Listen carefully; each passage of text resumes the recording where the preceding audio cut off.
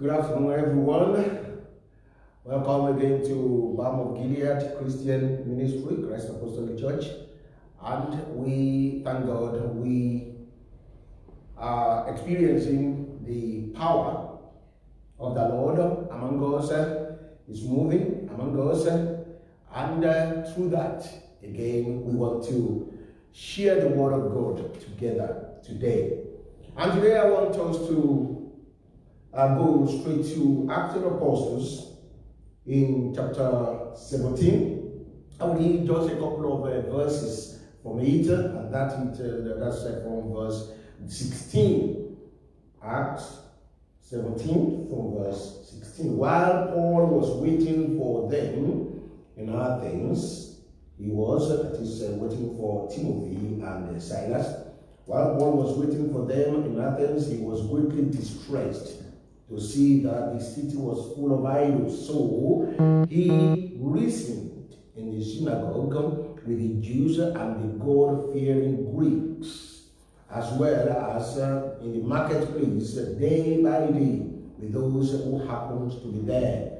A group of Epicurean and Stoic philosophers began to dispute with him. Some of them asked, "What is this babbler trying to say?" Others remarked, "He seems to be advocating foreign gods." He said this because Paul was proclaiming a good news about Jesus and the resurrection. Then they took him and brought him to a meeting of the Areopagus, where they said to him, "May we know what this new teaching is that you are presenting? You are bringing some strange ideas to our ears, and we want to know what they mean." All the Athenians and the foreigners who live there spend their time doing nothing but talking about and listening to the latest ideas. Paul then stood up in the meeting of the Areopagus and said, "Men of Athens, I see that in every way you are very religious, for as I walked around and looked carefully at your objects of worship, I even found an altar with this inscription, 'To an unknown God.' Now, what you worship as something unknown, I am going to proclaim to you." Amen. Today, by the grace of God and with the help of the Holy Spirit, I want to quickly speak on unknowingly worshiping the unknown God. Unknowingly worshiping the unknown God. Remember that verse 23 says, "For I walk around and look carefully at your objects of worship. I even found an altar with this inscription, 'To an unknown God.'" So unknowingly worshiping the unknown God. God remains unknown to a large extent in our society today. Wherever you are, he remains to a large extent unknown. But he never failed to leave some witnesses who make him known around. The psalmist says, "The fool says in his heart there is no God." But late evangelist Billy Graham said, "No, fool didn't say there is no God, but fool says in his heart no to God." There is difference between the two, because they know that there is God, but they say no to him. During the second missionary journey of Paul, as he was waiting in Athens for Timothy and Silas to join him from Berea, he goes to synagogue on Sabbath to reason with the Jews, but on the other days he goes to the marketplace and he dialogues and he ministers, or maybe we would say converse with those who happen to come to market. And one day, as he was conversing with people in the marketplace, the two philosophers, group of philosophers, they met him. They were Athenians, and the Bible says something very important about the Athenians. They are famous. Famous for what? They are famous. The Athens, of course, is famous for its culture. It was the home of great dramatists, great philosophers, Plato, Aristotle, and so on and so forth. Of the three great universities of that time, University of Athens, University of Tarsus, University of Alexandria, the most famous one was University of Athens. So, was not only famous for the philosophers who were in there, the university that was in there, but it was also famous for its religiosity. There were many gods in Athens than in all the rest of the country. In fact, somebody says it was easier to find a god in Athens than a man. And it has been described as a forest of idols, innumerable temples, shrines, statues, altars, images such as images of Apollo, images of Jupiter, Venus, Mercury, Bacchus, image of Diana. They are there in Athens. All the gods of Olympus, they are there. They were beautifully made and fashioned, not only made of stones, of brass, of silver, but of gold, ivory. So they were so beautiful.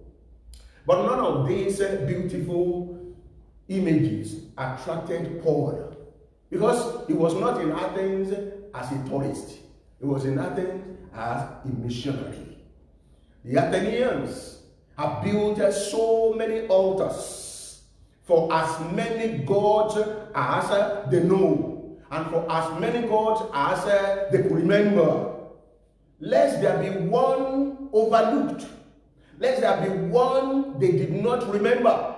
They built that altar, saying it wasn't done deliberately.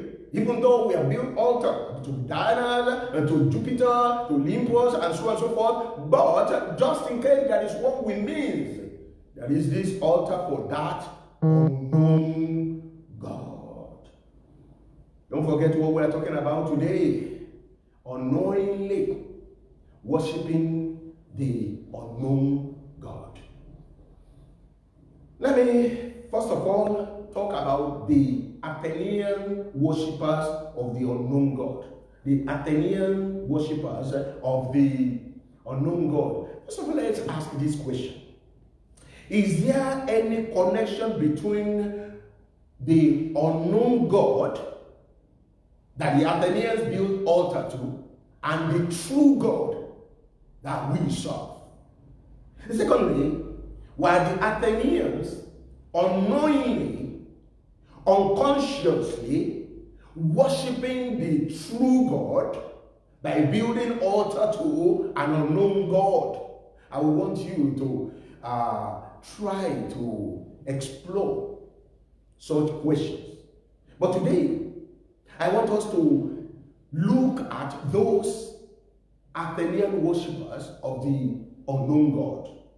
Let me take you to two of them. The first one were the Epicurean philosophers. We are told in verse 18 of Acts of Apostles chapter 17, a group of Epicurean and Stoic philosophers began to dispute with Paul. Some of them asked, "What is this babbler trying to say?" Others remarked, "He seems to be advocating foreign gods." They said this because Paul was preaching the good news about Jesus and the resurrection. So they thought that Jesus is one God, resurrection is another God. Remember, the Bible says Athenians spend their time doing nothing but to listen and to find latest things, latest ideas. So Jesus and resurrection are now latest gods. And we also, they ask God, we want to know about him. Is Jesus husband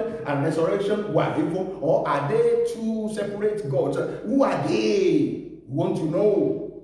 So the Epicureans are known as the philosophers of the garden. It was founded by a man called Epicurus, and their belief was that gods either do not exist, or if they do exist, they have no interest in human affairs. World was no judgment. There is no judgment at all in the world. So therefore, if you like, you may pursue pleasures, you may pursue anything that you like. Epicurean, or let's say Epicurus, their founder, argued that the world was made of atoms. So the world was purely materials and due to chance. He was saying God did not, or this world was not created by any God. It was due to chance, made of atoms. Epicureans attempted to free people from the idea of the gods. Because if you believe there is a God, or there are gods, then you will be afraid of offending them. You'll be afraid that there will be judgment one day. So they try to free people from that. And so if there is no judgment after life, then there is no fear of death. Live the way you like. The only value that remained was the physical reality of individual. And so you are free to pursue whatever you like. No punishment, no hope. Eat licentiously, drink extravagantly, live recklessly, or else you are missing. And that is where we get our word Epicureanism from. The other worshippers of the unknown God are the other philosophers called Stoic philosophers. They are known as the philosophers of the poor, founded by a man called Zeno and taught at Stoa. They believe that there is God in everything. One says there are no gods at all. The world was due to chance. But the Stoic says there is God in everything. We call this pantheism. So the world is the body. God is the soul. So there is God in everything in the world. In fact, they believe that the world was determined by fate. Man is to be no way inferior to God. Actually, a man called Seneca, he says, there is that in which a wise man excels God. So, you and God are equal. When you possess a way of reasoning, logos, when you have that wisdom that the Stoic philosophers impart on you, then you could excel above God, or you and God become equal. These are the people who were worshipping God unknowingly in Athens. Historically, there was a plague that raged at Athens at a time, and this led them, the Athenians, into sacrificing to unknown gods. They were advised to let some sheep go wherever they please, And any spot where the sheep lie down, they should build altar there. And this altar to the god whom plague Athenians. To that god belongs the plagues. So, in acknowledgement of their ignorance, Paul says, okay, you've admitted that there are gods, but there is a particular one that we do not know. Just in case he gets offended and send plagues, we are not deliberately forgetting you. Here is your own altar. Altar to unknown God. Unknown God is the God who has no name. And if he has a name, we don't know. Unknown God is the God who has no character. And if he has a character, we don't know. Unknown God is a God that lives somewhere. If he lives somewhere, we don't know where he lives. But just in case, lest you be offended, we the Athenians, we are building your own altar. So that when you see altar to this God, to that God, to those gods, you will not say, where is my own altar? This is the altar to you, the God that we do not know anything about. And Paul picked it up. He said, the God that you are worshiping unknowingly, the God that you built altar to, that you say you do not know, that God I come to proclaim to you. If those are the Athenian worshippers of the unknown God, what about the modern day worshippers of the unknown God? So let's go to that. And to do that, I will go back to the text. In Acts 17, 24 to 31, Paul says, the God who made the world and everything in it is the Lord of heaven and earth, and does not live in temples built by hands.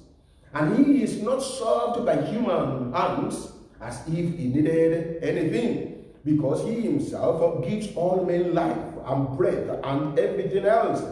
From one man he made every nation of men, that they should inhabit the whole earth. And he determined the times set for them, and the exact location or the exact places where they should live.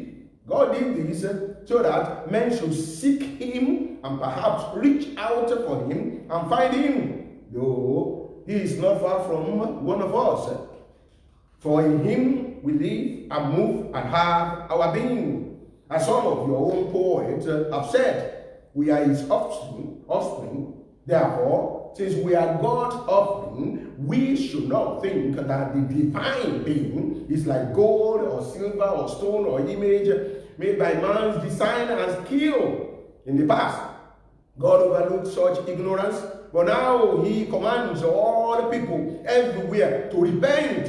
For he has set a day when he will judge the world with justice by the man he has appointed. He has given proof of this to all men by raising him from the dead. Athenians were the worshippers of the unknown God in the past. Some people, they know this unknown God, but they choose to abandon him. For example, Israel has this unknown God as their rock. The Lord revealed himself to them. I am your rock. I am your fortress. I am your light. I am your stronghold. I am your shield. But they prefer to worship the gods they have never known. Listen, Israel knew Yahweh, but prefer God they have never knew. Deuteronomy 32, 16 to 18. They made him jealous with their foreign gods, and angered him with their detestable idols. They sacrificed to demons, which are not God. Gods they had not known. Gods that recently appeared. Gods your fathers did not fear. You deserted the God who fathered you. You forgot the God who gave you birth. The Athenians, on the contrary, resurrection is latest God. Jesus is latest God. May we know about it. Paul says, you are missing it. A day has been set up. That day is called the day of judgment. Judgment. Contrary to what you Epicureans believe, that there will be no judgment. There will be a judgment day. It has been set. There will be a judge. Contrary to what you Epicureans say. There will be a judge. That judge is Jesus. The proof that Jesus lives is his resurrection. So, there is no doubt about it. There will be a day of judgment. There will be a judge. That judge is Jesus. He is proof of existence. He is his resurrection from death. Now, Stoic who think God, there is God, of course, but he does not know more than man. In fact, man, by acquiring wisdom, can excel God. To them, Paul says, this God, in his wisdom and power, he has set a day in which he will call every single human being to come and stand behind bar, before the judge. That is Jesus Christ. If that's the answer to the Jews, to the Epicureans, to the Stoics, what about contemporary worshippers who are worshiping God unknowingly and God remains unknown to them? In one way, some people worship ideologies. That is Epicureanism. Some people worship fame. That is Epicureanism. Some people worship wealth. Some people worship power, possession, sex, freedom. Epicureanism. Because we believe that if there is no judgment, if there is no God who calls you into account, if there is no God that you are going to give account to, then you might as well live your life the way you like it. Enjoy everything. Epicureanism. Others, like Stoic philosophers, they think that salvation, satisfaction, are found in their own self-discovery, their own wisdom. And so therefore, they call themselves wise. How many scientists claim that they know more than God? And you see what Paul was saying here? He says, the God of heaven made man from one man, one blood. He has created the whole human race from one blood. Whether you are white or black, whether you are Asians or Africans or Westerners, it says you are from one blood, and then he determined times, nights, days, and then he determined the geographical location where we should live. Africa to the Africans, Europe to the Europeans, America to the Americans. He determined everything. Now the God who does that, he is sure to call people into account. Now, How are we worshiping him unknowingly? Ever since this COVID-19 pandemic began, there are certain things that we begin to see. For example, some people, they begin to show acts of kindness. Some people, they begin to give food, money. They give to the poor. They give to the needy. Some people, they give to government so that government could give to people.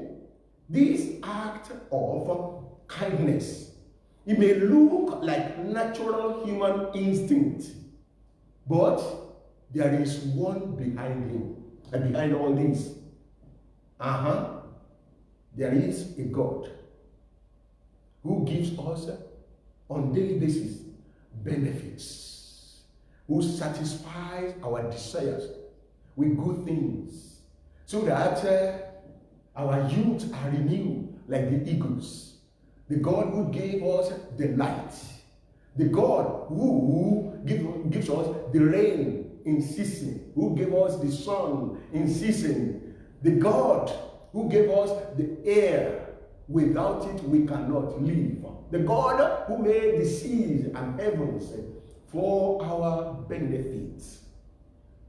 The God who is called the good God, the gracious God, the giver of life, the God who gives. And as a result, when we give today, whether you know God or you don't know God, you are worshiping unknowingly, worshiping the unknown God by your act of kindness. What about act of appreciation? I don't know about other countries, but I know of our country here in United Kingdom. At 8 p.m. on Thursdays, as darkness falls across UK, millions of people stood at their front doors, at open windows, in gardens, and on balconies. They raised a thunder of gratitude for those working on the front line of the fight against the coronavirus. They take to their doorsteps, balcony and windows. They appreciate the health workers. Why are they appreciating them? Why are they clapping for them? Why are they raising funds for them to appreciate them? You know what? Because these health workers, they are in the battlefield. They're in the battlefield like soldiers, but fighting army that are unseen, invisible army, and they risk their lives. They risk their lives to fight. As a result, they fight to give up life. On the process of this, many of them, they caught the virus and they die. As a matter of fact, our own Prime Minister was saying at the interview with the Sun newspaper yesterday that his own doctors were getting ready, getting prepared, contemplating how to announce his death. He was so close to death. Now that he came alive, now that he has survived it, he gave birth to his son and named the son after the doctor who saved his life, in anticipation of what the health workers have done. Unconsciously worshiping the giver of life. Health workers give life. It may sound like natural, that that's what they are trained for. But no. There is one who gave his life, who laid down his life to save others. That is Jesus Christ. So, unknowingly worshiping the unknown God, we appreciate the Lord, the life givers, and the chief life giver, original life giver, who gives life to the health workers and non-health workers alike, is the God of heaven. Paul says, that is the God that I come to proclaim to you.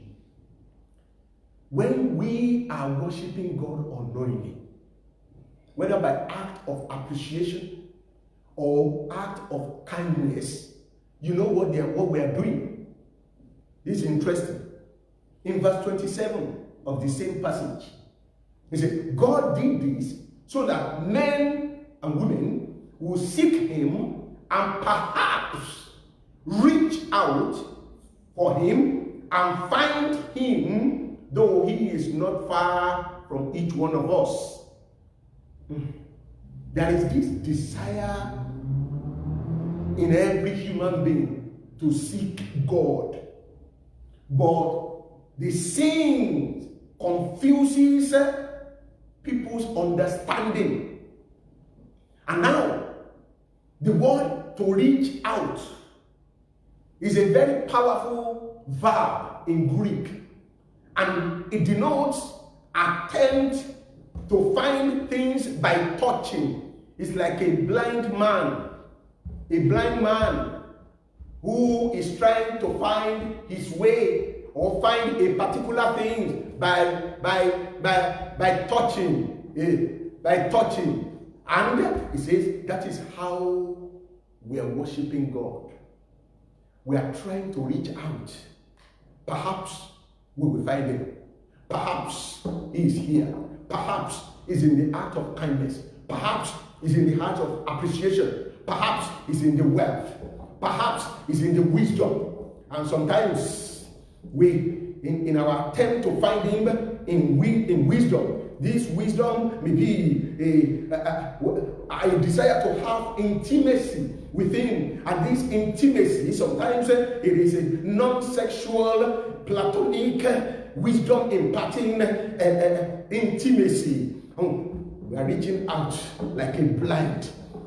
And God, Paul says, he is not far from us. Because in him we live and move and have our beings. Don't go too far. He is near you. Don't say, where will I find him? Where will I build my altar? The altar to him is in your heart. If you can just come to him through his son, Jesus Christ, what you are looking for is in him. To build your home is the carpenter of Galilee. To get you the wisdom, he is the one who directed the wise to where he was. Perhaps you are a student and you are trying to acquire knowledge. Then to know God is the beginning of wisdom. Worshipping, unknowingly worshipping the unknown God. From today, let God never be unknown to you, because in him you live and move and have your being. I pray that in your desire to know more about who is behind these things, what or who or where can we find answer? there is a God in whom you live and move and have your being. And when you come to Christ, he says, I'm going to connect you with the Father. Then you will be in Christ, and Christ is in God. Can you look for what you or for whom you are inside? Can you begin to search for him anymore? Not at all. God will cease to be an unknown God to you. I pray that your eyes of the Spirit, inner eyes, will be opened today, and you see him as ye ought to. May the Lord God bless you. In Jesus' name. Amen.